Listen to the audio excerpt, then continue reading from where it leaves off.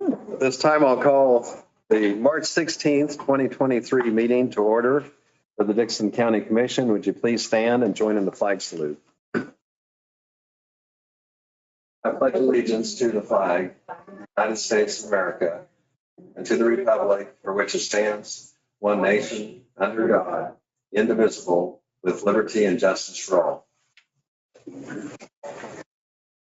Look at the top drawer, Lynn, maybe it's in there. We do not have anything to add to the agenda, so I would move that we approve the agenda as printed.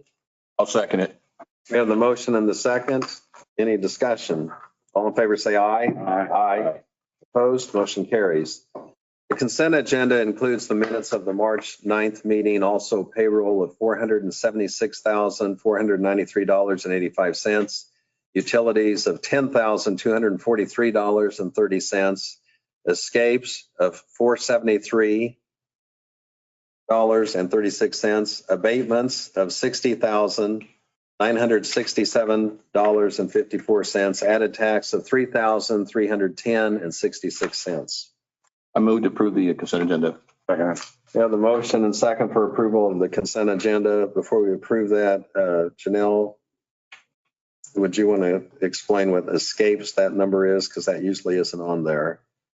So that is a tax that basically escaped getting on the tax roll. There's a time frame that the offices have to place taxes on the rolls, and if it's past that, then we call it an escape tax and then gets added back on. So it's just a procedural matter. But you're right, we don't have very many escape taxes on there at all. So It's kind of a housekeeping item because a year ago, about this time, we had the same thing. Right. And it's just that little window that it's not reported, but still the information comes in and it is recorded properly. And this acknowledges that. correct.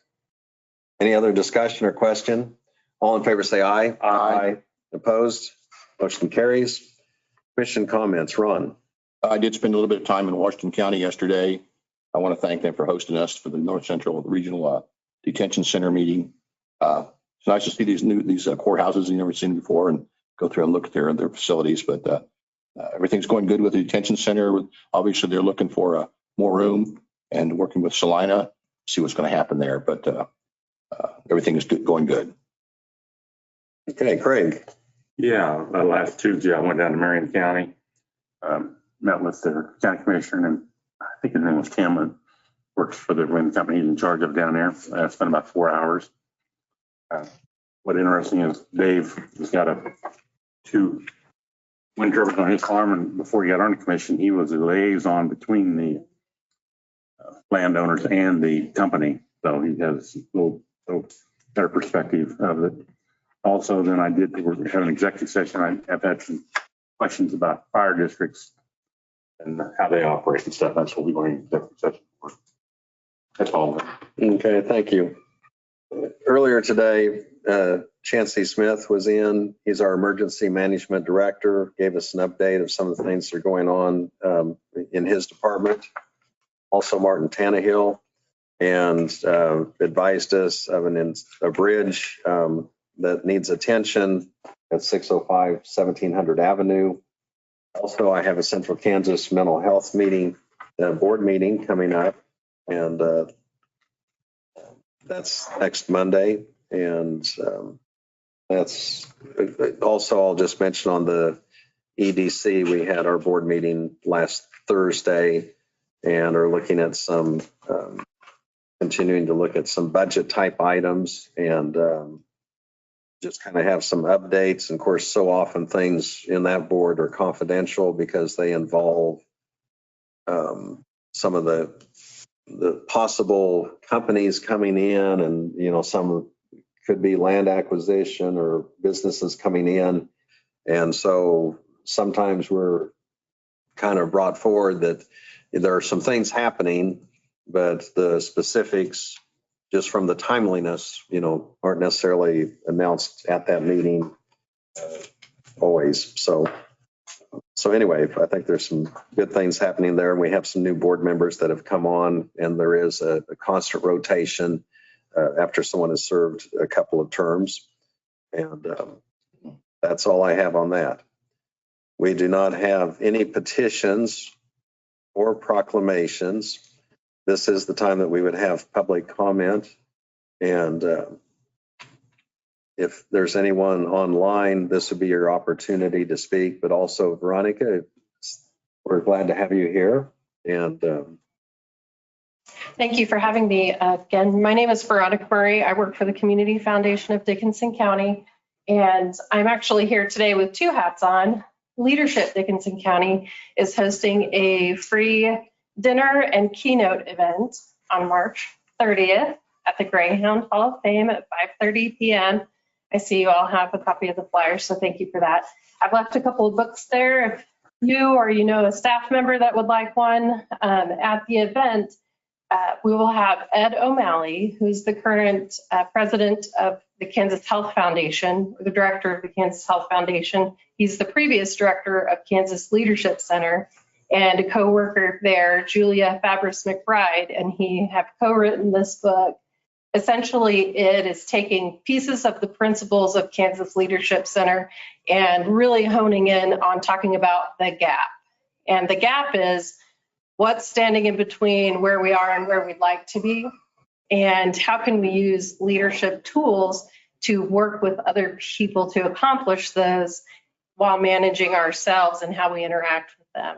So I think we've seen over the last several years, especially during COVID, people's hearts were a little darkened, weren't so kind to each other. We're coming out of that, and we feel like it's a great time to reinvest in leadership skills for people who want to be involved in their communities. And so that's what we're doing with this book. We'd really like to focus in on public leaders, commissioners, folks who are on volunteer committees, things of that nature. It's open to the public, but like I said, we'd like to focus on those types of people who are already out there doing this and give everyone a common language. One of the things that we like to use a lot is raise the heat, for example. And so where I work, Elizabeth Weiss, our director, and I have both taken Leadership Dickinson County. And anytime we have something that we need to bring up that we know might be uncomfortable to bring up, we say to each other, I'm going to raise the heat here. You know, maybe I have an idea that she doesn't think is going to work out too well. And the words raise the heat, those three words say to me when she says them, I'm going to bring something up. It's uncomfortable. It's not personal. I care about you. I care about the work we're doing. And that's why I'm bringing this up. And let's have a discussion about it. It's just a quick way to cut to the heart of the matter and also do it in a way where I understand where she's coming from. So those are the types of leadership language that we like to share.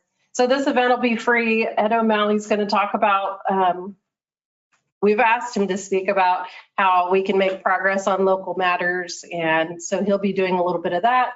On top of that, afterward, we'll be offering some free sessions for anyone who'd like to join us. They'll be very limited, probably to a group of 25. We can probably host 2 sessions of that where folks can really dig a little deeper without taking our 5-week course. And then, of course, later this year, late in the fall, we'll be offering our 5-week course, Leadership Dickinson County, like we always have. So just wanted to extend the invitation, get the word out. Reservations are limited to 100 and they are filling up. So if you'd like to attend, please let us know. The number's on the flyer there. Call it the Community Foundation. Leadership is actually paying for this through an endowed fund that was started in the late 90s through the Kansas Health Foundation, and folks who go way back like Craig Chamberlain and his life who have done a good job of being good stewards of those funds. So that's how we're paying for this. And now I'm going to put on my Community Foundation hat since I have you here. Tomorrow is Donate Dickinson County Day. We have 35 nonprofit funds that qualify for up to $5,000 of matching donation money. $80,000 of that is from our Board of Directors fund. And $20,000 was donated by Mrs. Nancy Googler through her family fund that was started with she and her husband, Wendell. And so we want to thank Nancy and encourage everyone to come out and donate because your dollars double to make a difference. And it's always good to capitalize on those days. And to note, particularly for the County Commission, that we have really invested a lot of time this past year in getting community funds at the Community Foundation. So Woodbine, Navarre, Abilene, Chapman, and Sullivan all have funds at the Community Foundation that qualify for Donate Dickinson County Day and those matching dollars. So for people in communities that don't have a fund, talk to your friends and those around you and see if you'd be interested in starting an endowed fund.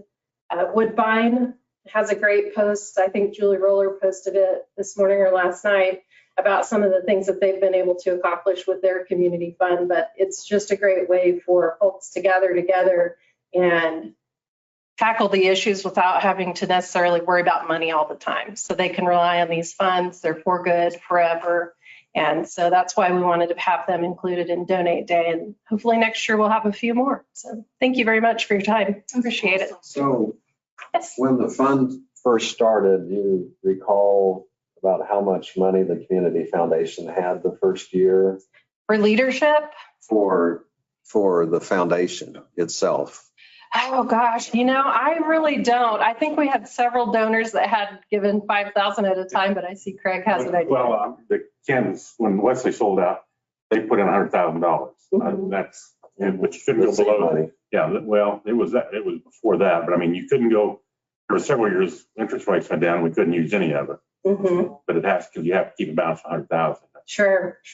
And just to give you an idea on the leadership fund alone that was funded mostly, we had to have some matching donations, but the adult leadership program has about $15,000 in funding that they can spend every year. So that fund has really grown. And yes, the stock market has gone down a few times and they've lost money. However, because it's endowed and it's been allowed to grow for the last 20 years, now it's in a really good, stable place. We're able to run the program and do exciting things for our communities like Coast at O'Malley. But you have several $1 million in it though now. Well, right. We have a few $100,000. Yeah. Mhm.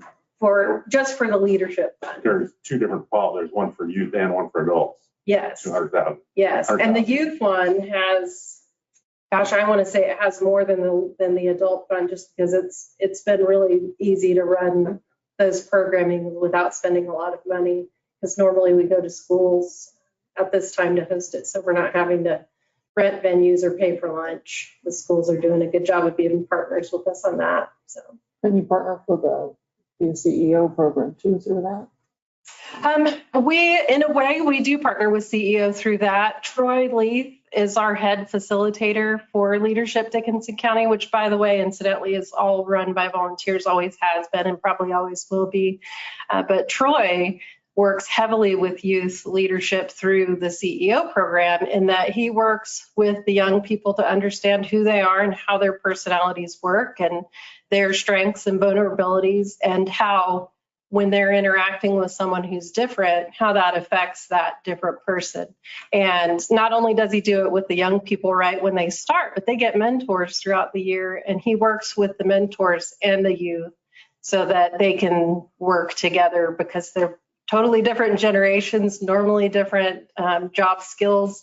And so it's worked out really well. It's been interesting to see how well the young people pick up on it and are using it through CEO. Yeah, thank you for bringing that up, Janelle.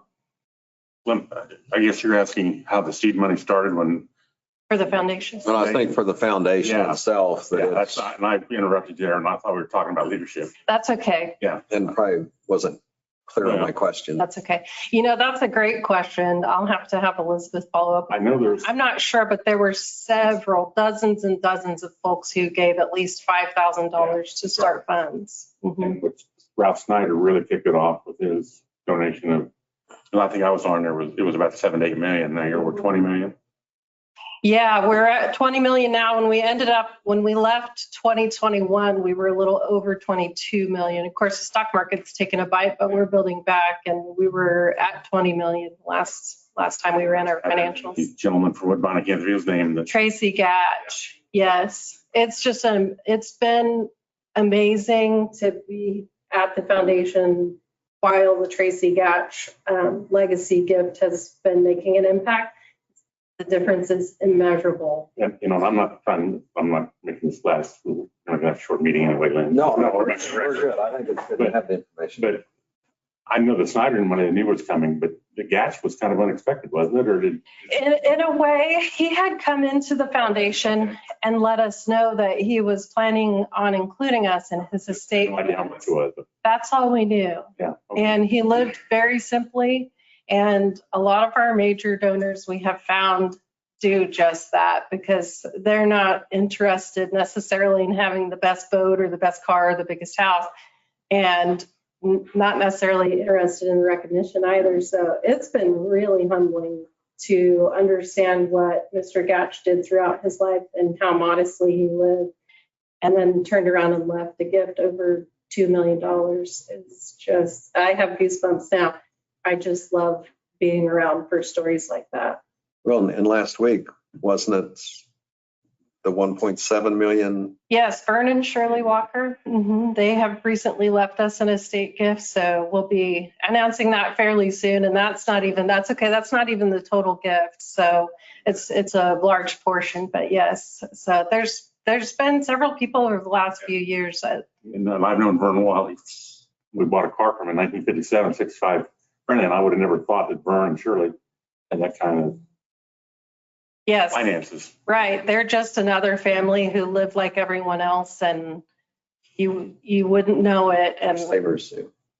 yeah, it's easy to commend folks like that. And it's okay to get recognition too. You've worked very hard for your money. And if you want your name in the paper while you're living, it's okay to leave large gifts and get the credit for it. But it is really cool, those folks that you just never know. And I just think that they're probably in heaven saying, gotcha. Turned up the heat in a different way. Yeah. Yep. Well, thank you so much for your time. I really appreciate it. And if you're at all interested in anything leadership is doing, we're happy to come back or take phone calls and talk with you. We're building a website now that'll have more information on it. But for now, feel free to call the foundation. Troy Leith, Elizabeth Weiss, Katrina Loader, and Doug Lindahl and I are current committee members. Any one of us would be happy to speak with you. So thank you again. For all your work too, Okay. and the reach that it has throughout the whole county and in so many areas, because people can choose, I guess, designate some of their funds to go to specific things like scholarships or certain. You name it, we can probably do it. I mean, we have a feral cat fund that helps take care of feral cats and getting them spayed and neutered. Any passion that you have, as long as it's charitable, we can manage that for you at the foundation. So. Just one other quick question. I know it showed a picture in the paper the other day. I think it was Meredith Slichter, and she was giving money on donation day. Yes. But it showed her going up to the drive-in window of what used to be Astra Bank over there in Right. Bennington. But is that the way people are going to give tomorrow? Yes. Are they So there's three ways. that drive-up window or? Glad you asked that. So online for 24 hours. So starting at, 1:00 tomorrow, all the way up until midnight, you can go to donatedickinson.com and you can donate there. All the funds are listed. I'd encourage anybody to go on the website just because there's probably a fund on there that you don't know about. We've had one new fund this year, in fact, several last year, the Kansas Auto Racing Museum and others added on last year. And so there's a few that are fairly new. If you haven't checked out the list, you probably will be surprised. And so folks can do that online through a credit card. The in-person can be at the drive-through. We welcome people who want to come in to go ahead and come in. If you just haven't seen us in a while, we like to have that in person. But yes, Bennington State Bank will be letting us use their drive-through, thank goodness, because I think it's been really convenient for folks who just want to run through while they're checking the mail or getting their lunch break, things like that. Don't necessarily want to put their credit card information online. The drive-through is a great resource. We appreciate them doing that. Okay, thank you. Thank you. Have a good day. Thank you. Janelle, now have you put that we would be in attendance or I would? Not. So if you would let me know, I will RSVP to Veronica. So Lynn, you will? I will, yes. I'll get back. Okay. And Ron, you'll get back with me too? Okay. And one thing That's on a Thursday night, so. It is on March 24th, so. no, that's RSVP. 30th is on a Friday night. It's a Friday. Oh, that's on a Thursday. Well, that the RSVP is. The RSVP, But the other thing is they're limited, they have a limit of 100. right. And so if we put it off too long, it could be they would fill up. So, Exactly. The 30th is Thursday night. Yeah. The 24th. That's the problem is I'll be going to Beloit that day Yes. Yeah. because we're going to go in person. Marcus and I decided. That's what he told me. Yeah. So, yes. okay. And I think what she mentioned, if they're having to be department heads or you're interested or, you know, someone from the county, I think it, I'm going to be on get the bacon. word out. Oh. No, well, and you know, that's the thing is, I mean, none of us can go to everything, but we want to make sure that if it works for someone's schedule, that they have opportunity to go. Absolutely.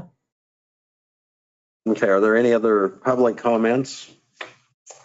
Doesn't look like it. Go ahead and move on. Our next item would be reports of county officers. And our county administrator, Janelle Dockendorf, Grandma Dockendorf. That's right. Congratulations. Thank you very much. So it's exciting. Yes. Having a granddaughter Yes. last week. Last week. So yay. She's still glowing. Probably will be for a She's while. very tired, but Janelle's just glowing and That's well right. rested. Exactly. So I don't have a lot to pass on to you. I think the most important thing is obviously we are working on the temporary repairs to the 605 1700 Avenue Bridge. We're getting the plans together, what we're going to do with that. The other thing that I wanted to bring up is we now have if we can't reach you, we can't alert you. We have an emergency alert system in place. And if you go to the county's website, it's on the front page and there's a QR code where you can scan that in or you can sign up. So we can send you alerts for not only emergency issues, but if there's accidents, traffic accidents, road closures, floods, burn bans, outdoor warning tests, utility maintenance, just different things like that. I think we're just tipping it's the tip of the iceberg on what we can do with that. So we're encouraging everyone to go and sign up. It's on our social media posts as well. So if anybody has any questions, always feel free to reach out to us or contact Chancey Smith, our emergency management director. And the other thing I would mention is we went out for bids for unleaded fuel and we received 3 bids. The first was from Robson for $2.41, Sapp Brothers for $2.44, and MKC for $2.50. So Robson received the bid with the lowest price. So that's all I would have. Okay, thank you. Our county councilor, Doug Thompson. I don't have much to report. We're still working on the upcoming tax sale. The date hasn't been set yet, but the court appearance will be on April the 8th in front of Judge Rozier. And at that time, we will be presenting the status of the various cases. And we've had a number of individuals who have caught up on their taxes, and that's a good thing because they get removed from that and it moves on from there. Other than that, I don't have other than we won one of the grants a while back from the Community Foundation, and we put in a matching fund and put in a simulator car. And so we have a simulator race car in there that I've been practicing again. And so I think I'll probably be ready to go to Daytona if they fund me for next year. Well, I will be ready for Daytona 500 next year. Oh, that's pretty cool. God, thank you. Okay, thank you. So we did have some of these items that were signed as far as notices and communications. I don't believe I have anything there. Oh, man. Nope, not today. And Ron or Craig, either of you Nothing on the get computer. any communication from someone I don't have to anything. bring up? Okay. We'll go ahead and move on. No resolutions to consider. The one item we have is a letter of support for the city of Harrington. And Janelle, you have that prepared. And are there any questions on that, or do you want to briefly kind of explain the purpose of the letter? The city of Harrington has applied for the Sprint grant program, and they are using it for their Harrington Trails to Lakes. It's a recreational area that they would like to expand and improve upon, which includes the campsites, some electrical upgrades, water and sewer upgrades. They would also like to put in a bicycle and pedestrian path, and they asked for a letter of support, and the grant was due on March 14th. So the letter was drafted and sent in after your review so they could meet that deadline. And this is just on the agenda for unfinished business to approve the letter. Okay, I would move that we go ahead and approve the letter be sent on behalf of the commission for this grant application. Second. We have the motion and second. Any discussion? All in favor, say aye. Aye. Opposed? Motion carries. We do not have any other business other than executive session. I do have one thing that I want to bring up in executive session. So it would fall under that of attorney-client privilege and would take less than 1 minute. But the other part is for non-elected personnel. And so I would move that we go into executive session for 10 minutes, starting at 11:28. I'll second that. We have the motion and second. Any discussion, a question? All in favor, say aye. Aye. Opposed? Motion carries. We're adjourned out